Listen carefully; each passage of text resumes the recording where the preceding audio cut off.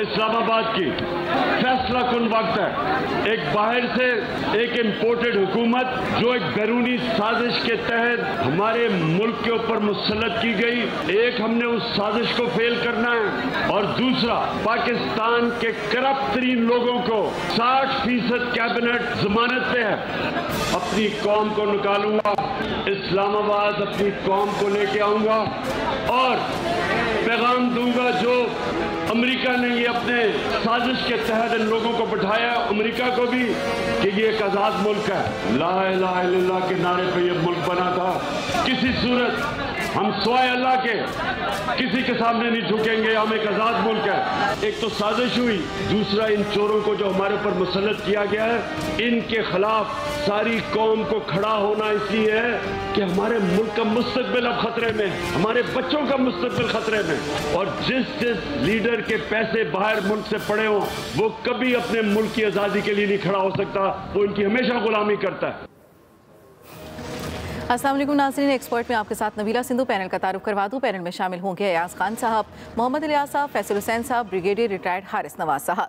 बात करेंगे सियासी अदम इस्तेहकाम की, तो बेयकीनी की सूरत हाल कम होने के बजाय बढ़ती जा रही है। ईद के बाद मई में हंगामा खेज और सियासी अफरा तफरी बढ़ने का इम्कान जाहिर किया जा रहा है। शेख रशीद ने तो यहाँ तक खबरदार कर दिया कि अगर नए इलेक्शन का ऐलान ना किया गया तो मई में खाना जंगी और खून रेजी हो सकती है। साबिक वज़ीर आज़म इमरान खान ने एक बार फिर इस्लामाबाद की तरफ लॉन्ग मार्च और धरने का ऐलान कर दिया और अपने कारकुनों को हिदायत की है तैयार रहें। चंद हफ्तों में इस्लामाबाद आने की कॉल दूंगा, जब तक इलेक्शन का ऐलान नहीं होगा इस्लामाबाद में धरना देंगे। वफाकी वज़ीर दाखिला राना सनाउल्लाह ने इमरान खान के ऐलान को वेलकम करते हुए दो टोक अल्फाज में वाज़ेह किया कि इलेक्शन तो मुकर्ररा वक्त पर ही होगा, बाकी जो आपने करना है कर लें। इसी मुनासबत से सवाल, इमरान खान का फिर धरने का ऐलान, क्या फौरी इलेक्शन का मकसद पूरा हो पाएगा? इसी बारे में बात करेंगे हम। सबसे पहले ब्रिगेडियर हारिस नवाज साहब, आपका मैं मौक़िफ़ जानना चाहूँगी इस पर। देखिए नबीला, बात ये इट ऑल डिपेंड्स कि गवर्नमेंट जो नई बनी है शहबाज शरीफ की, वो क्या डिलीवर करती है। क्या भी उनकी वो कैपेसिटी है, क्या वो अपने आप को स्टेबल कर लेंगे, इतनी बड़ा जो इत्तेहाद है उसको कंट्रोल में कर लेंगे। उसके बाद तमाम बुज़रा जो हैं वो उनकी एक पीछे सही तरीके से चलेंगे, लीडरशिप के पीछे। नंबर 4 बात यह कि क्या वो प्राइस कंट्रोल कर लेंगे, डॉलर की कीमत कम लेंगे, उसके बाद जो मुल्क में जो हालात ख़राब हुए उसको ठीक कर लेंगे, अपनी कॉन्फिडेंस बिल्डिंग कर लेंगे। देखिए इसके लिए कुछ चीज़ें ज़रूरी हैं। नंबर 1 ज़रूरी, आई थिंक इनको इतना हरी अप नहीं करना चाहिए कि वो नवाज शरीफ को भी लाना चाह रहे हैं, अपने केसेस भी ख़त्म करना चाह रहे हैं, सारों को, इसहाक डार को भी लाना चाह रहे हैं और सबको नए पासपोर्ट इशू कर रहे हैं। इससे कॉन्फिडेंस बिल्डिंग अवाम में नहीं बढ़ेगी। आई थॉट कि पहले उनको चाहिए था कि कुछ स्टेबल गवर्नमेंट कर लें, अवाम में कॉन्फिडेंस डेवलप कर लें, अवाम को अपने साथ देखें कि आप डिलीवर क्या किया, आपने प्राइस कंट्रोल कर लिया, डॉलर कंट्रोल कर लिया है, उसके बाद आपने हालात को ठीक कर लिया है, आप स्टेबल गवर्नमेंट बन गई है। फिर आपको अपने केसेस की तरफ और बाहर से जिनको आप पासपोर्ट इशू करने हैं उनको लाने की बात करें। और सेकंड, एक और कंट्रोवर्सी, जो भी प्राइम मिनिस्टर खुद जा रहे हैं उम्रे के लिए, जितना बड़ा एंटोरेज लेके जा रहे हैं, फैमिली लेके जा रहे हैं, एक इसके ऊपर बहुत ज़्यादा कंट्रोवर्सी शुरू हो गई है। तो ये चीज़ें हमने देखनी है कि क्या इससे इमरान के नैरेटिव को ज़्यादा तकवीत मिलेगी या उनका नैरेटिव वीक होगा। यहाँ पर दो, एक इमरान का नैरेटिव बढ़ रहा है और इन्होंने काउंटर नैरेटिव करके डिलीवर करना है, स्टेबल गवर्नमेंट करनी है, अननेसेसरी कंट्रोवर्सी नहीं करनी है, अननेसेसरी स्टेटमेंट दी, राना सनाउल्लाह की स्टेटमेंट्स आ रही हैं। सो ये अब देखने की कितनी मैच्योरिटी दिखाते हैं।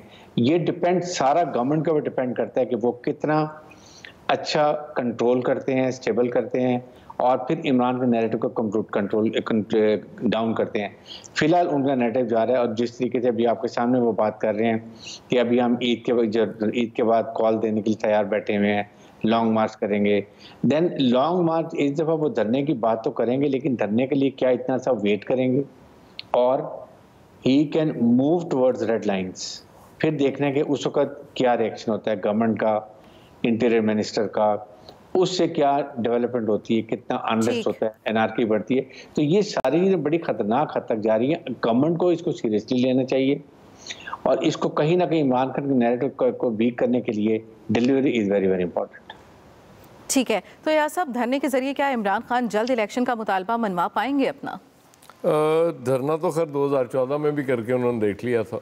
हाँ, लेकिन जाहिर है उस वक्त मोमेंटम उस तरह का जो भी बना था, अब आई डोंट नो कि जब तक वो धरने पे जा रहे होंगे ये मोमेंटम बरकरार रहेगा या नहीं रहेगा। मैं तो आज की बात कर रहा हूँ, मोमेंटम ज़बरदस्त बना हुआ है जो अभी हमने रिसेंटली देखा है। लेकिन ये मुझे नहीं लगता, इनिशियली मुझे लग रहा था कि इलेक्शन शायद बहुत जल्दी हो जाएंगे, ये गवर्नमेंट इलेक्शन की तरफ जा रही होगी। अब मुझे चीज़ें चेंज होती हुई नज़र आ रही हैं। अभी रिसेंटली आपने देखा मिफ्ता इस्माइल गए IMF से, जब मुज़ाकरात हुए तो बिन मांगे ही उन्होंने $2 अरब भी बढ़ा दिया और 1 साल भी बढ़ा दिया उन्होंने। तो एक गवर्नमेंट जो 1 महीने 2 महीने के लिए 3 महीने के लिए आई है, उसके लिए इतने पापड़ क्यों बेलेगा IMF? सोचने वाली बात है ना। और IMF आपको पता है, अगर इमरान खान साहब का ये इल्ज़ाम ठीक है, रिजीम चेंज अमेरिका पे इल्ज़ाम लगा रहे हैं, तो IMF को तो जाहिर है अमेरिकी गवर्नमेंट ने जो कहना है वहाँ से उन्होंने उसके मुताबिक उस पर अमल करना है। वो अगर कहेंगे कि किसी को आपने रोक दो, इसको ख्वार करना शुरू करो, भी कर्जा ना दो, तो वो रोक देते हैं। तो क्या फिर कहीं ना कहीं ये इमरान खान के मौक़िफ़ की तायद नहीं होती? बिल्कुल वो देखिए वो अलहदा बहस है। मैं तो सिर्फ मुमकिनात की बात कर रहा हूँ ना। मैं ज़ाहिर वो तो नहीं हूँ, एक्सपर्ट तो नहीं इस हवाले से। आपने ऐसे ही प्रोग्राम का नाम, आपने प्रोग्राम का नाम भी ऐसे एक्सपर्ट्स रखा हुआ है। आप एक्सपर्ट हैं, मैं तो सिर्फ ये मतलब हम टेबल लगा रहे होते हैं ना बैठ के यहाँ पे कि अच्छा ये भी पॉसिबिलिटी 2+2 करें ना, 2+2 करें तो यही निकलेगा। क्योंकि वो कि जी ये भी पॉसिबिलिटी। अब वो गवर्नमेंट जो नज़र आ रही हो कि आज गई कि कल गई, उसके मामलात और होते हैं। और जिस तरह से बिहेव करना शुरू कर दिया ना ये पुराने पाकिस्तान के मेरे हुक्मरानों ने, उससे भी लग रहा है कि ये सत्ते खैरे हैं, अब कोई इनको टेंशन नहीं है, अब ये यहाँ रहने के लिए आए हैं। एक अलबत्ता ब्रिगेडी साहब से फिर मुझे एहतजाज करना पड़ जाता है। ये कह रहे थे सब्र करते, पहले गवर्नमेंट स्टेबल करते, फिर अपने केसेस ख़त्म करते। ब्रिगेडी साहब तुसी बड़े ज़्यादा आदमी हो। नहीं, अगर वाकई वो गवर्नमेंट जल्दी ख़त्म हो जाती और वो स्टेबिलिटी में लगे रहते, केसेस वहीं पड़े रह जाते, खुदा का खौफ किया करें यार। फर्स्ट थिंग फर्स्ट, सबसे पहले केसेस ख़त्म करने चाहिए थे, वो उन्होंने किए, अपनी फील्डिंग सीधी की है। अब कोई टेंशन नहीं है उन्हें। अब वो बिल्कुल मिडल कर रहे हैं बॉल को, हर बॉल जो आ रही है उसको बड़े ज़बरदस्त टाइमिंग के साथ मिडल करके मार रहे हैं शॉट। हर चौका हो रहा है, हर बॉल बाउंड्री के बाहर जा रही है। ज़रा सा जोर और लगाएंगे तो 6 भी हो जाएगा, इसलिए कोई टेंशन नहीं है। अब वो चिल कर रहे हैं और इमरान खान साहब अब कुड़ते रहेंगे, वो ऑपोजिशन में बैठे हैं। इमरान खान साहब कितनी देर मोमेंटम बरकरार रखेंगे, मैंने पहले दिन आपसे कहा था, सबसे बड़ा इस पे डिपेंड करेगा। अगर ये मोमेंटम ख़त्म होता गया, हवा निकलती गई इसमें, तो फिर वो बस बयान ही रह जाएंगे और धरने ही रह जाएंगे।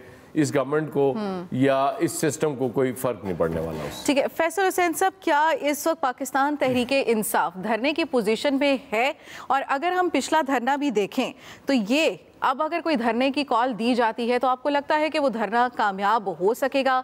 उस धरने का प्रेशर इतना हो जाएगा कि आप जल्दी इलेक्शन की तरफ जा सकेंगे? देखिए, इसमें तो कोई शक नहीं कि इमरान खान साहब का जो बयानिया है वो बिक रहा है और जगह जगह गली गली बिक रहा है और लोग जो है ख़रीद रहे हैं, ये सोचे बगैर कि उस बयानिए में वज़न है या नहीं है। तो ये जो कौम की जो इज्तिमाई दानिश है ना, उस पर भी एक सवाल है कि उसकी मजमूई सोच भी आप देख लेंगे। उनके बयानिए को वेट नहीं किया जा रहा किसी भी, बस इमरान खान साहब ने कहा। और बहुत पढ़े लिखे लोग, तालीम याफ्ता लोग, दौलतमंद लोग, हर शोबा ज़िंदगी के लोग जो है, जिनको हम बोलते हैं अपने शोबे के माहिर हैं, वो लोग भी जो है बयानिए को जो है वो बड़े डंके की चोट पे सिर्फ खरीद रहे हैं, बल्कि जगह जगह जो है इसके वकील बन गए। आपको पढ़ी लिखी महफिलों में अगर आप जाएंगे तो इस बयानिए के हक़ में दलाइल देने वाले जो लोग हैं वो बहुत आपको तालीम याफ्ता लोग और हमारे माशरे का जो अपर क्लास है वो इस पर बहस करती भी जो है वो नज़र आएगी और कायल करने की कोशिश करेगी सामने कि इमरान खान ने जो है वो खुददारी की खातिर जो है सब कुछ कर रहा था और खुददारी इस कौम की छीनने के लिए जो है ये इक़्तिदार ख़त्म किया गया। अच्छा, ये बयानिया कितना सही है गलत है इस बहस से हम हटके, लेकिन ये इमरान खान साहब के लिए भी सोचना चाहिए और जो लोग इस बयानिए को बेच रहे हैं उनको भी सोचना चाहिए कि भाई अब कुछ इमरान खान साहब की 4 साल की जो कारकर्दगी है, कुछ उस कारकर्दगी पर भी तो आप बात कर लेना। उस पर कोई बात करने को ना इमरान खान साहब तैयार हैं, ना इनकी जो बयानिया फ़रोग करने वाले डिस्ट्रीब्यूटर शहर शहर गली गली में घूम रहे हैं वो उस पर जो है बात करने को तैयार है। तो अगर इनके साथ अवाम का रश है या अवाम की बहुत बड़ी तादाद है तो आवाम की ज़्यादा तादाद भी जो है वो हक का मेयार नहीं होती। ये हक को नापने का पैमाना नहीं है, ये सच्चाई को नापने का पैमाना नहीं है। ये जमहूरियत है हमारे मुल्क की, जिस तरह की गली सड़ी जमहूरियत है, इससे तो ठीक है कि अददी तौर पे ताकतवर है, लेकिन ये हक को, सच्चाई का या मुल्क को तरक्की पर ले जाने का कोई ये कोई सिमत जीना नहीं है कि आप ये तय कर लें कि अवाम की अक्सरियत इसलिए तो इमरान खान साहब भी जो है वो हक पर है। बहरहाल ये वक्त चलता रहेगा, लेकिन जो धरने के लिए स्टेप चाहिए होता है ना, वो स्टफ अलग नोयत का होता है। लेकिन इमरान खान साहब के पास जो है बयानियाँ खरीदने वाले बड़ी तादाद में, सोशल मीडिया पे जो है कैंपेन चलाने वाले, तो उनका तो मुकाबला ही नहीं है, कोई मतलब कोई ठहर ही नहीं सकता उसके सामने। ठीक। अच्छा, फिर इनके जो है जलसे जुलूस में जाने वाले उसमें भी बड़ी तादाद में मौजूद है। लेकिन आज का जो इवेंट हुआ है, इस इवेंट को इमरान खान साहब को भी अपने लिए एज ए टेस्ट केस लेना चाहिए। जो दिन में इनके मुजाहरे हुए थे उसमें आवाम की कोई खातिर ख्वाह तादाद उसमें आई नहीं थी। अगर हम बड़े शहरों की मुजाहरे करें तो काबिल ज़िक्र तादाद नहीं थी, क्योंकि नाम बड़ा था तहरीक इंसाफ, तो कवरेज बड़ी मिल गई। अगर यही मुजाहरे किसी छोटी जमात ने किए होते और शायद इससे डबल लोग भी होते तो वो टिकर की जगह भी जो है वो जमात नहीं हासिल कर सकती थी। और फिर दूसरी बात, इमरान खान साहब खुद तो कहीं जो है नज़र आते नहीं, पब्लिक को बोलते हैं कि तुम जाओ सड़कों पर निकलो, खुद उन्होंने जो है अपने रात की जलसों के लिए अपने आप को रखा हुआ है। तो ये खुद इमरान खान से सोचना होगा। आखिरी बात कर दूँ कि धरने के लिए जो स्टफ़ है चाहिए, क्या वो स्टफ़ इनके पास मौजूद है या नहीं है, ये खुद इमरान खान साहब को सोचना होगा, इनकी पार्टी को सोचना होगा, वो उनके अपने मुस्तकबिल का फैसला करेगा।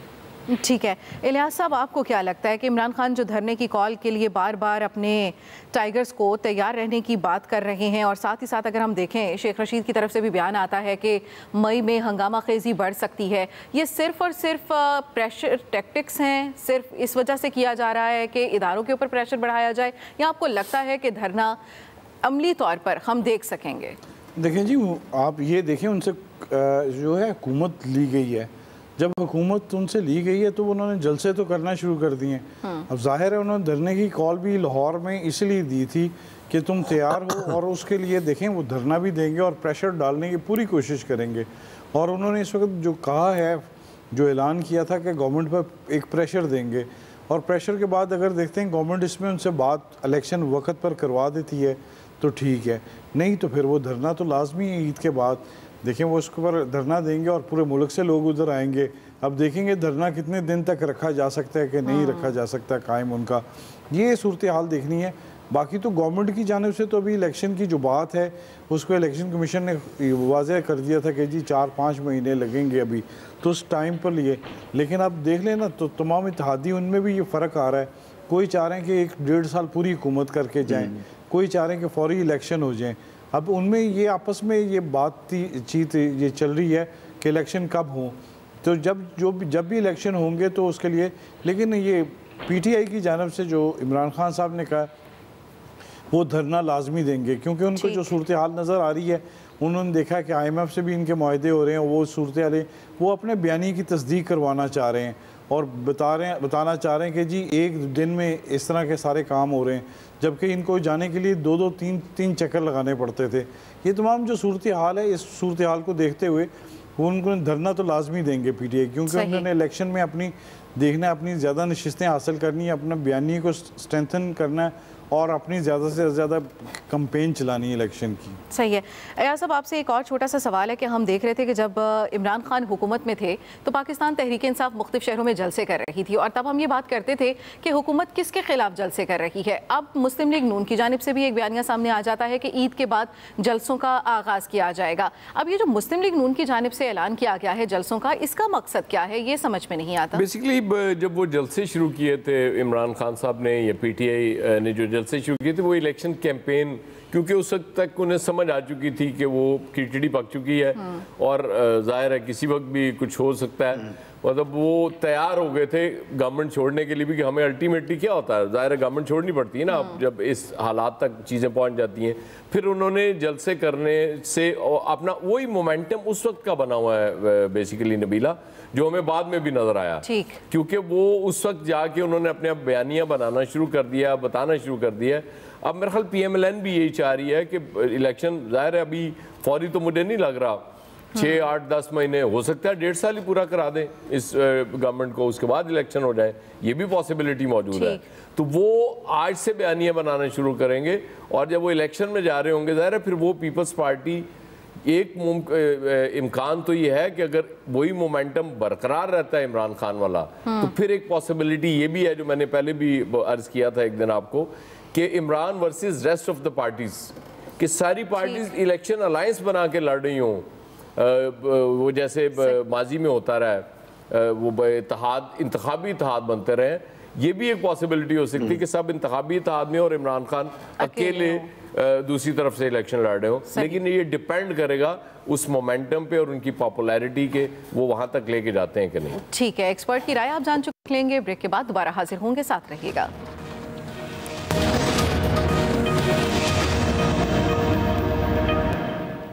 वेलकम बैक नाज़रीन। वज़ीर आज़म शहबाज शरीफ कल अपने पहले गैर मुल्की दौरे पर सऊदी अरब जा रहे हैं। उनका ये 3 रोज़ा दौरा है। इस दौरे में इत्तेहादी जमातों की पूरी क़यादत वज़ीर आज़म के हमरा होगी, लेकिन सोशल मीडिया पर दौरा सऊदी अरब को लेकर कई अफवाहें सरगर्म हैं।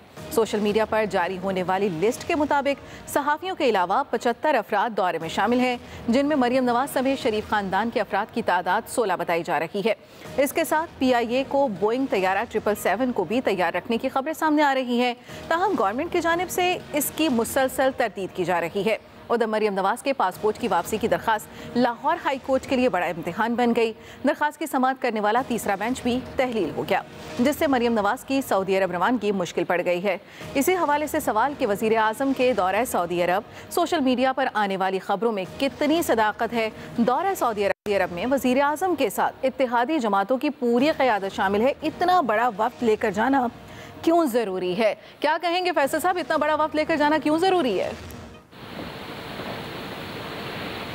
आदत कह सकते हैं कि एक शाही अंदाज में जाना कह सकते हैं, लेकिन अहम बात यह है कि इस ख़ानदान को चाहिए था कि अपनी माजी की गलतियों से सबक, ख़ानदान हर रोज़ साबित करता है कि इस ख़ानदान ने जो है कोई सबक नहीं सीखा। बहरहाल आप ये एक उम्रा तो एक बात, एक नाम होता है, बुनियादी मकसद तो जो हुक्मरानों से मुलाकात है, कर्जे की बात करना, इमदाद की, खैरात की, ज़कात की, जो भी बात करना, वो इशू है। तो उसको तो उम्रे के नाम पर, लेकिन आप इतना बड़ा जो वफ़्त लेके जा रहे हो उसका फ़ायदा क्या? एडजस्टमेंट है, लेकिन इस हुकूमत की भी अपनी मजबूरियाँ हैं। ये 2 लोगों पे के सहारे पे खड़ी हुई हुकूमत है। ये जब तक खड़ी रहेगी, इसी तरह ये हुकूमत रहेगी, इसको ये मजबूर होगी। अब ये जितने दौरे पर भी जाएंगे, अब इन्होंने आज इस दौरे के बाद एक मस्जिद कायम कर दी है। अब ये जितने दौरे भी पाकिस्तान से करेंगे, इनको तमाम लीडरों को, उनके जो ख़ानदान का जो वक्त साथ जा रहा है वो तो जाएगा ही जाएगा, उसके बगैर तो उनका मुमकिन नहीं है। लेकिन इन लीडरों को भी अपने साथ हमेशा दौरे पे इनको रखना होगा। अभी मुमकिन नहीं है कि किसी एक पार्टी के लीडर को आप लेके चले जाओ और 11, 9, 10 पार्टियों के लीडरों को छोड़ दो। अब आपको सबको ही साथ लेके जाना होगा। बेहतर ये होता है कि आप अकेले जाते, उम्रा करते, हुक्मरानों, सऊदी हुक्मरानों से बात करते, और मुस्लिम लीग उनके अच्छे ताल्लुकात भी हैं हुक्मरानों से, पाकिस्तान के लिए कोई अच्छा ला सकते थे वो लेके आ जाते। लेकिन इस दौरे को भी इन्होंने बिला वजह का इसको गैर ज़रूरी तौर पे जो है वो अपने लिए जो एक स्कैंडल बनाया, जिसकी कोई ज़रूरत नहीं थी, जिसकी कोई, और इस हालात में जब इनकी हुकूमत वैसी जो है चारों तरफ से जो है वो सियासी हमलों के जद में हो, तो इस तरह की अपने लिए खुद जो है ना कुएं ना खोदे। इस वक्त आप इसके बगैर भी उम्रा करके आ सकते थे, लेकिन वो एक आदत से मजबूर है। ये मुमकिन नहीं है। पाकिस्तान के सियासतदानों के रवैया, जो इनकी सरिश में जो चीज़ शामिल हो चुकी है ना, अब वो तब्दील नहीं हो सकती। कोई फ़र्क नहीं पड़ता कोई आए या जाए, या उसकी सजा इन्हीं को क्यों ना मिल रही हो, इनको फिर भी कोई फ़र्क नहीं पड़ता। ठीक है अयाज साहब, सोशल मीडिया पर जो खबरें चल रही हैं उनमें कितनी सदाकत है? इतना बड़ा वक्त लेकर जाना क्यों ज़रूरी है? अगर वाकई ही इतना बड़ा वक्त जा रहा है तो आप नहीं जा रहे? कहाँ भाई फेरू जाना था? भाई फेरू जा रहे होते तो मुझे शायद ले जाते। वो सऊदी अरब जा रहे हैं नबीला, क्या हो गया आपको? वहाँ नहीं लेके जाते होते। वो तो वैसे भी कह रहे हैं लेके जा रहे हैं। भाई प्राइम मिनिस्टर साहब ने कहा कि कोई एक जर्नलिस्ट मेरे साथ नहीं जा रहा, ये प्राइम मिनिस्टर साहब का कहना है। मरियम औरंगजेब बार बार कह रही हैं कि सब लोग जाती खर्चे पे जा रहे हैं। रात मैंने साद रफीक साहब का भी एक ट्वीट देखा, क्योंकि वो एविएशन के भी मिनिस्टर हैं इस वक्त, और वो जो तैयारा उन्होंने मांग लिया था गलती से, उससे भी पीछे हट गए कि चलें। वो तो हमने तो, वो कहते हैं स्टैंड बाई रखने के लिए कहा था, ये थोड़ी कहा था कि हमें तैयारा दे दो। अच्छा, वो फ़र्क होता है ना स्टैंड बाई रखने का, कि यार चल 2 दिन साइड तक खड़ा कर दे सवारियाँ ना भाई, वो मतलब इसी तरह का सीन है स्टैंड बाई। तो बस ठीक है, चूँकि वो इस वक्त हुक्मरान है। और फिर आपको एतराज़ क्या है यार इतने लोगों के साथ ले जाने पर? मुझे ये बताएं कि क्या एतराज़ है? नहीं, मुझे तो कोई एतराज़ नहीं है, जिसको मर्जी लेके जाए, लेकिन आपको एतराज़ है कि इतने लोगों क्यों लेके जा रहे हैं? हाँ बस ये देखें ना, यहाँ जाती खर्चे पे लेके जाएं, जाती खर्चे पे लेके जाएं, ठीक है। घूम रही होती है कि अगर आपको ले जाएंगे तो आप कहेंगे वाह जी वाह। नहीं, मैं जाती खर्चे पे जाऊंगी, ऐसा मैं जाती खर्चे पे जाऊंगी, अपने खर्चे पे जाऊंगी। मैं जब भी कभी गई, मुझे एतराज ही सिर्फ इस बात का है कि इरशाद भट्टी का भी आज ट्वीट देख रहा था कि मैं जाती खर्चे पे जा रहा हूँ भाई, सरकारी खर्चे पे नहीं। मैं टाइमिंग भी चेंज कर लूंगी अगर मेरी मैच करती हुई तो, ताकि इस चीज की नौबत ही ना आए कि किसी को ये लगे। बाकी इतनी ज्यादा वो जो अपने इत्तेहादी साथ लेके गए हैं, वो जाहिर है वो जब बहुत कुछ आपने मांगना होता है ना, और बहुत कुछ मिलने की उम्मीद भी होती है, तो फिर अब सबको साथ लेके जाते हैं, नेक शगुन होता है। पूरी बारात में कोई रिश्तेदार छोड़ थोड़ी सकते हैं आप, ना कोई दोस्त छोड़ सकते हैं, ना कोई इम्पोर्टेंट महल्लेदार छोड़ सकते हैं। तो बस यही समझे एक पूरी बारात जा रही है जिसमें निकाह खाम भी होंगे, उसके बाद वो म्यूज़िक वाले भी होंगे, टोटल, ताकि वहाँ जाके कोई कमी महसूस ना हो, सऊदी हुक्मरानों को भी कोई कमी महसूस ना हो, कोई ये फील ना करेंगे यार फलां बंदा भी आ जाता तो शायद हम पैसे ज़्यादा दे देते। इसलिए उनसे भी मेरी अब दरख्वास्त है, सऊदियों से भी, कि जब इतने लोग जा रहे हैं तो मायूस ना कीजिएगा खुदा के लिए। हाँ, उन्हें कभी वैसे भी महसूस नहीं करना नहीं चाहिए ना, तो इतने लोगों तमाम फ्लेवर्स लेके जा रहे हैं। वैसे सवाल मैंने आपसे किया था और उल्टा आप मुझे फंसा गए हैं। ब्रिगेडियर साहब, मैं आपसे ये जानना चाहूँगी कि इतना बड़ा वक्त लेकर जाने की ज़रूरत क्यों पेश आ रही है? देखें, ये शाहाना अंदाज है, शाहाना स्टाइल है, बादशाह दिखानी है, माजी से सबक सीखना नहीं है। और सेकंड, वो पाकिस्तान के अवाम को ये कहना चाहते हैं कि मुझे कोई परवाह नहीं है कोई क्या बात करता है। मैं अपने काम 2-3 महीने के लिए आया हूँ, मैंने वो सारे काम करने हैं, और उसके बाद जो भी होते हैं, इंटरिम गवर्नमेंट रहती है, इलेक्शन होते हैं, जो मर्जी होते हैं। ये इससे तो यही लगता है, कोई वजह नहीं है कि आप 70-75 लोगों को, चाहे आधे लोग खुद पे कर रहे हैं, आधे हुकूमत पे करी, क्यों? Why to go in controversy? आपको क्या प्रॉब्लम है कि वहाँ इंग्लैंड से आधा ग्रुप वहाँ से आ रहा है, आधा ग्रुप यहाँ से आ रहा है, सबको ईशल से निकाला जा रहा है। ना ये उनसे पूछा जा रहा है कि जिनके अदारों ने केस डाले हुए हैं कि जो वो रिकमेंड करते हैं कि नहीं, इनके क्राइम के सीरियसनेस कितनी है, कितने ख़राब, ये इसमें क्या प्रॉब्लम है, वो भी उनको नहीं परवाह। ईशल से निकाले और जा रहे हैं। मरीम नवाज़ का एक अलग केस था, मेरे ख्याल में वो भी शायद आज या कल सेटल हो जाएगा। लेकिन सोचना ये है कि क्या हमने कुछ सीखा, क्या हमने इतने अरसे के बाद क्या किया, क्या खोया और क्या पाया? मेरे ख्याल में कुछ भी नहीं खोया, सिर्फ पाया वो है जो हमने पहले से करते आ रहे हैं। बहुत ही अफसोस की बात है। आपको चाहिए कि आप पहले अपनी स्टेबिलिटी लाएं, डिलीवर करें, आवाम का कॉन्फिडेंस गेन करें, फिर छोटी मोटी ऐसी बातें होती है लोग इग्नोर भी कर देते हैं। फिर इमरान आपके सामने पहले ही वो एक नैरेटिव, अवाम किसका नाम रखा आपने जिसको कॉन्फिडेंस गेन करना है? अवाम तो कोई अवाम में 2-3% जो इलीट अवाम है, और कोई नहीं है। ठीक हो गया, जिनका कॉन्फिडेंस गेन करना है। मैं वही हैरान हो रहा था। और इमरान को एक और मौका दे रहे हैं कि आप वो एक और इशू के ऊपर बात शुरू कर दे। इधर वो मुफ्ता था, वहाँ पर जाके $2 बिलियन भाई क्यों दे रहे हैं? क्यों आपको एक ये नाक रगड़ के उनकी टफ कंडीशन लगा के भी नहीं उनको $1 बिलियन देते थे, यहाँ $2 बिलियन उनको फौरन दे दिया जा रहा है। तो आप खुद ऐसे हालात पैदा कर रहे हैं कि जिससे ये नैरेटिव और डेवलप करता है। आई थिंक इसको हमें सोचने की बात है। ठीक है, इलियास साहब, आपकी जानिब आऊँगी, आपसे ये भी जानना चाहेंगे कि मरीम नवाज़ के पासपोर्ट का मामला हल हो पाएगा या नहीं, वो भी इस वक्त के हमरा जा सकेंगी या नहीं? देखिए, ये 3 2 रुकनी बेंच बने, जो भी बेंच बने, 3 दफ़ा उन्होंने माजरत कर ली है। नहीं, ये क्या लिहाज लकड़ी कमज़ोर थी, क्या होता है ये बेंच क्यों टूट जाता है? ये सर 2 रुकनी बेंच होते हैं मजबूत, या वकील ठीक नहीं लगा रहे उसको, बहुत ये मोज़स बेंच बड़े मजबूत होते हैं। और ये लेकिन इस केस के बारे में वो देख रहे थे, क्योंकि शायद कुछ केसेस भी इतने मजबूत होते होंगे कि वो इसका भार नहीं हुए थे, तो उसमें वो जो केसेस वगैरह देखते थे तो वो उनको देखने के बाद माजरत करके वापस फाइल भिजवा देते थे। आज चीफ जस्टिस साहब के पास 3 मरतबा फाइल गई है वापस। अब देखें अब क्या होता है, क्योंकि अब टाइम गुजर गया, पासपोर्ट नहीं मिल सका।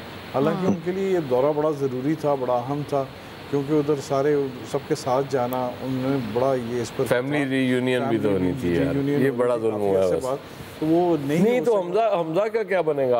अब हमजा का तो कल वो 10 बजे फैसला है। हमजा साहब का भी वीज़ा तो शायद लगवा लिया होगा उन्होंने, लेकिन अगर वो अदालत ने कहा कि जी आज ही हल्फ उठाएं तो फिर वो कैसे जाएंगे? वो सर देखें, वो पहले अदालत फैसला कैसे करेगी, ज़्यादा ये भी तो बताएं। लेकिन कल 10 बजे तक पहले महफूज कर लिया था फैसला आज, तो कल 10 बजे मैं आपको ब्रिगेड साहब एक बात बताऊं, मैं आज रिमार्क्स देख रहा था चीफ जस्टिस साहब के लाहौर हाई कोर्ट के, कितने रूड रिमार्क्स थे। नहीं, मुझे जो प्रेसिडेंट के हवाले से उनके रिमार्क्स थे ना, मुझे बिल्कुल ऐसे लगा कि मैं कुछ सोशल मीडिया की तहरीर पढ़ रहा हूँ, यकीन करें, क्योंकि ये बिल्कुल वही रिमार्क्स बार बार वहाँ मैं पढ़ रहा था और आज मैंने वो चीफ जस्टिस साहब के हवाले से भी वो देख लिए। यकीन करें अयाज साहब, मैं हैरान हूँ कि chief justice Pakistan, president of Pakistan को जैसे रिमार्क्स दे रहे थे, और you can not, he the constitutional permanent governor, और आप चीफ जस्टिस की क्या हैसियत है उनके मुकाबले में? How can you pass such orders?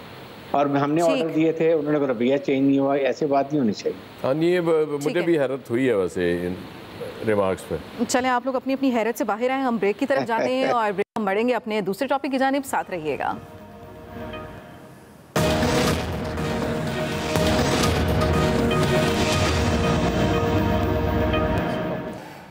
Welcome back नाज़रीन। सियासी अदम इस्तेहकाम के साथ अमन अमान की सूरत हाल नई हुकूमत के लिए बड़ा इम्तिहान बन गई।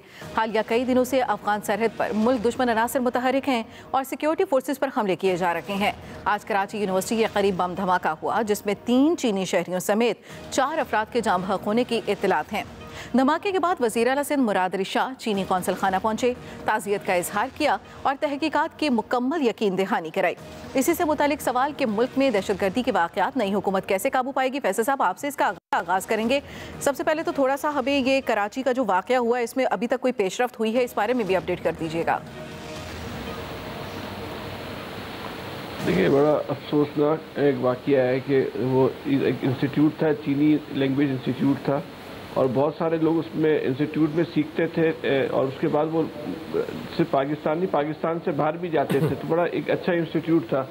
इस इंस्टीट्यूट की जो इस बम धमाके की जो एक ख़ास बात अपने सामने आई है, एक तो वो एक अलहदगी पसंद तंजीम ने इसकी जिम्मेदारी कबूल कर ली है, और जो फुटेज चल रही है सामने आई है, सीसी फुटेज, उसमें एक खातून है। ये बात जो अलहदगी पसंद तंजीम ने अपनी प्रेस रिलीज में भी कही थी, उस पर शायद लोगों ने यकीन नहीं किया, लेकिन जो फुटेज सामने आई है उसमें वो खातून नज़र आ रही है। तो ये अब ख़वातीन को भी जो है इस तरह के अमल में जो है वो शामिल किया जा रहा है, या उन्होंने शामिल होना जो है वो शुरू कर दिया। अब ये जो मामला है, ये कोई इलाकाई पुलिस की सतह पर हल नहीं हो सकता। इस तरह के वाक़यात के लिए ये मुमलिकत को, रियासत को, हुकूमत को जो एक मजमूई पॉलिसियाँ बनानी पड़ेंगी ताकि वाक़यात को रोका जा सके। जो लोग इस तरह के वाक़यात में इन्वॉल्व हैं या तंजीमें इन्वॉल्व हैं, उनको किस तरह इस सिस्टम से दूर रखना है, उनको किस तरह जो है वो इस दायरे कार में लेके आना है कि वो इस सोच से जो है बाहर निकलें। अच्छा, एजेंसियों का या कानून नाफिज करने वालों का फेलियर क्या है? आप सुसाइड या पुलिस का आप कह लें, ये कहते हैं कि सुसाइड धमाका हुआ, वो उसको तो कोई भी नहीं रोक सकता। ये अहम बात नहीं है, ये रोक सकता। अहम बात यह है कि जहाँ पे ये सोच पनपती है, जहाँ ये सोच पैदा होती है और ट्रैवलिंग करती है, तरबियत पाती है, लोगों को ये सोच सिखाती है, वहाँ तक आपकी रसाई क्यों नहीं है? जब तक आप वहाँ तक रसाई नहीं करेंगे, उन सोचों तक रसाई नहीं करेंगे, उन सोचों का मदावा नहीं करेंगे, आप मसले को मुस्तकिल बुनियादों पर हल नहीं कर सकते। तो संजीदा कोशिश करने की ज़रूरत है। जज्बाती फैसले करने की से मसला हल नहीं होगा। संजीदा कोशिश करें और लोगों की सोचों को तब्दील करने की कोशिश करें ताकि मसला मुस्तकिल बुनियादों पर हल हो सके। ठीक है ब्रिगेडियर साहब, इंतहाई अफसोसनाक वाक़या हुआ जिसकी जितनी भी मजम्मत की जाए वो कम है। इंटरनेशनल कम्युनिटी को निशाना बनाया गया। नई हुकूमत के पास ऐसी कोई हिकमत अमली है कि इस तरह के हालात पर काबू पाया जा सके? नबीला, ये एक तो बहुत ही अफसोसनाक बात है, इस पर तो कोई डाउट नहीं है।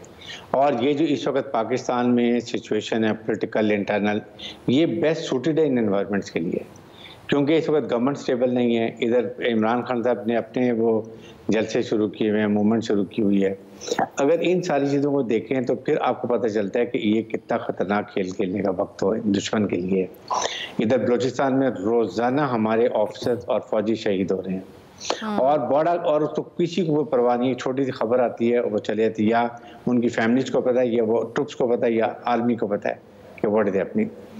अब बात देखने की है कि ये स्टूडेंट, ये तो मुझे तो एक यकीन है कि ये एक स्टूडेंट थी, और स्टूडेंट ही गेट से अंदर आई होगी और आराम से आ गई होगी। क्यों नहीं चेक किया गया? उसके बाद खुद कुछ जैकेट थी तो वो कहाँ से आई, कैसे आई? इसका मतलब ये है कि यहाँ पर यूनिवर्सिटी के अंदर और भी ऐसे लाइक माइंडेड गर्ल्स और बॉयज़ हैं जो जिसकी वजह से ये आइंदा के लिए भी ऐसे इंसिडेंट हो सकते हैं। University search each and every hostel की फैसिलिटीज़ को दायम इसको पूरा क्लियर करने की ज़रूरत है और उसके प्रॉपर चेकिंग करेंगे जो अंदर आ रहे हैं, बाहर जा रहे हैं। एक बहुत बदनामी मुल्क की हुई है। चाइनीज़ ने पहले भी आपके सामने दासू डैम में कितना बड़ा नुकसान उठाया था, वहाँ हमने बड़ी मुश्किल से उनको राज़ी किया, उनको कंसोल किया और अब दोबारा यहाँ पर ये इंसिडेंट हो गया। चाहे CM कॉन्सुलेट में जाएं, जो मर्जी करें, एक नुकसान होना था हो गया और हमारी कमज़ोरियाँ नज़र आ गई। इससे आपकी ना फॉरेन इन्वेस्टमेंट आएगी, जब मुल्क में कंडीशन एनवायरनमेंट नहीं होगी, स्टेबिलिटी नहीं होगी तो क्यों आएंगे? ये दुश्मन प्रॉपर तरीके से कामयाब अपने रिज़ाई में हो रहा है। हमें इसको इनवर्ट देखना है। यहाँ पर नेक्टा को क्यों कामयाब नहीं करते? नेशनल एक्शन प्लान पे क्यों अमल नहीं होता? ये कौन इसके मुहरक़ात के पीछे हैं? कौन अनासर है जिसको नहीं चलना चाहते? I think this is the time. आज ये इंसिडेंट हुआ है, एक हफ्ते के बाद मैं या सब आप सब भूल जाएंगे, वही रूटीन चल पड़ेगी। प्रॉब्लम यही हमारे मुल्क में है कि हम इवेंट टू इवेंट चलते हैं, सब भूल जाएंगे। तो आई थिंक आज इसके ऊपर जरूर एक कोई कॉन्फ्रेंस करनी चाहिए सिक्योरिटी एजेंसीज की, even I would say even APC बुला लें जिसमें इसका हल निकालें। Otherwise this situation getting worse and worse every day. ठीक है यार साहब, हम अमूमन यही देखते हैं कि जब सियासी अदम इस्तेहकाम आता है तो ये जो इस तरह के वाक़यात हैं ये बढ़ते चले जाते हैं। अफ़गान सरहद पर भी मामलात इस तरह से हो रहे हैं, बलूचिस्तान में भी इस तरह से हो रहे हैं, कराची जैसे बड़े शहर में एक कम्युनिटी को निशाना बना देना। इन सारे हालात पर काबू पाने के लिए क्या करना होगा? सियासी अदम इस्तेहकाम भी मैं समझता हूँ ये क्लीशे बन गया हुआ। यहाँ सियासी इस्तेहकाम कभी रहा ही नहीं इस मुल्क में, कभी भी नहीं होता। ये इस तरह की स्टेबिलिटी जो चाहिए होती है, इन्वायरमेंट चाहिए होती है इस तरह की चीज़ों को रोकने के लिए, वो मुझे कभी इस मुल्क में नज़र नहीं आती। एक तो नाजुक दौर से हम आज तक नहीं निकले, पहले दिन से हम वो नाजुक दौर में खड़े हैं। हमेशा में है कि जी ये तारीख़ के मुश्किल तरीन और नाजुक तरीन दौर से गुजर रहा मुल्क, खुदारा ठीक हो जाइए, और लेकिन हम ठीक नहीं होने के लिए तैयार नहीं हैं। आप देख लेना वो दुनिया में मौज़ूआत भी बदल गए हैं मूवीज़ के, अब कुछ और बन रही। हमारे तो मौज़ूआत भी नहीं बदले सियासत के, कैरेक्टर्स भी नहीं बदले, वो अंदाज भी नहीं बदला, तरीका वारदात भी नहीं बदला। उसी तरह से गवर्नमेंट बनती हैं, उसी तरह से हटाई जाती हैं, किसी को कोई परवाह नहीं है। ये जो ब्रिगेडियर साहब ने कहा बलूचिस्तान में हमारे जो ऑफिसर्स और हमारे जवान जो शहीद हो रहे हैं, मतलब अफ़गान सरहद से जो हमारे साथ हो रही है, उसके बाद ये एक कांस्टेंट इशू है। आज ज़रा सोशल मीडिया पे जाके तो देखें इस हवाले से, ये जो कराची का इंसिडेंट हुआ है कि इंडियंस कितने खुश हैं, they are blessing the girl who has done that. उसके बाद उनकी जो हमदर्दियाँ जहाँ पे जा रही हैं, नरेंद्र मोदी ने तो लाल किले पे खड़ा होकर ऐलान किया था ना कि हमने टुकड़े करने हैं पाकिस्तान के। वो कोई छुपी हुई बात तो नहीं है, लेकिन इसके बावजूद हम चूँकि बहुत कमज़ोर लोग हैं, हम ये समझते हैं कि हमारा चूँकि गुजारा नहीं है। हमारे वज़ीर भी ये कहते हैं, हमारे वज़ीर आज़म भी ये कहते हैं कि जी हम वेंटिलेटर पे हमारी मईशत, किसी को नाराज़ करेंगे तो शायद हमारी डेथ हो जाएगी। मतलब यहाँ तक जब हालत हो चुकी हो जिस कौम की, उसके साथ आपका ख्याल है ये ठीक हो रहा है? मेरे ख्याल इससे ज़्यादा होना चाहिए। ये तो बहुत कम हो रहा है। ऐसी कौमों के साथ इससे बहुत ज़्यादा होना चाहिए जिन कौमों में इस चीज़ का वो शऊर ही नहीं है कि हमें कहीं खड़ा होना है और हमें कुछ करना है। उनके साथ तो यही होना चाहिए। और हमारे बात रियासत की होती है, अल्लाह ताला इस रियासत के हाल पर रहम करे। ये रियासत बहुत कमज़ोर हो चुकी है, मैं आपको बताऊं। आमीन आमीन। इलियास साहब, हम हमेशा बात करते हैं मईशत के इस्तेहकाम की। इस तरह के अमन अमान की सूरत हाल अगर इतनी ही ख़राब होती चली जाएगी तो फिर मईशत का इस्तेहकाम कैसे ठीक होगा? सबसे पहले तो अमन अमान की सूरत हाल को काबू करना है ना। देखिए जी, पहले सियासी इस्तेहकाम नहीं है, अमन अमान में इसका इस्तेहकाम जो हुआ था, लेकिन वो फिर दोबारा ख़राब हो गया और दोबारा जो शुरू हो गया लॉ एंड ऑर्डर की सिचुएशन हो गया। देखें आप, दहशतगर्द घुस के कर रहे हैं इस तरह के। तो जो इस तरह जब तक ये सूरत हाल लॉ एंड ऑर्डर की सिचुएशन और पॉलिटिकल सिचुएशन कंट्रोल में नहीं होगी तो इसी तरह सूरत हाल इकॉनमी आपकी इस तरह रहेगी। बाहर से कोई इन्वेस्टर नहीं आएगा, नई इन्वेस्टमेंट नहीं लगेगी, कोई काम सही तरह चल नहीं सकता। आप देख लें हमारी जो टेक्सटाइल इंडस्ट्री जिस पर बड़ा फ़ख्र करते थे, आज देखें यहाँ से जाके बांग्लादेश में जाके लगा रहे हैं, काफ़ी लगा ली है उन्होंने। बड़े बड़े जो यूनिट्स जो पाकिस्तानी जो इन्वेस्टर्स लगाते थे इधर की जगह दूसरे मुल्कों में लगा रहे हैं। तो यही वजह है कि हमारे यहाँ जो पॉलिटिकल और जो लॉ एंड ऑर्डर की सिचुएशन जो इस तरह की सूरत है, और आज के वाक़े के बाद और बड़े बुरे हालात होंगे कि जी इस तरह कर रहे हैं और जी इस तरह हमला हुआ है, जो भी हुआ है। तो इंडिया तो ज़ाहिर है खुश है, दूसरे दुश्मन ममालिक खुश हैं कि उनके जो टारगेट हैं वो पूरे हो रहे हैं। बिल्कुल इस तरह की कुव्वतें फ़ायदा उठाएंगी जी। तो जब तक हम ऐसे ही करेंगे नहीं, सूरत एक ज़माना था कि इकॉनमी की सूरत हाल ख़राब भी होती थी तो ये कभी नहीं कहते थे कि जी सूरत हाल ख़राब है, क्योंकि इससे वो ये होता था कि लोग इन्वेस्टर डर जाता था, बाहर से फॉरेन इन्वेस्टर नहीं आता था, लोकल इन्वेस्टर डर जाता था। इसी तरह अब देख लें वही सूरत हाल है, ये खुल के बताते हैं ये लूट मार हो गया, ये हो गया, हम वेंटिलेटर पर हमारे पास 2 दिन के रिजर्व रह गए, ये हो गया। तो इस सूरत हाल में कौन आएगा ये सूरत मुल्क में? बिल्कुल सियासी इस्तेहकाम ज़रूरी है तो साथ ही साथ अमन व अमान की सूरत हाल को बेहतर बनाना भी ज़रूरी है। आज के एक्सपर्ट से इतना ही, दीजिए इजाज़त, अल्लाह ने के बाद।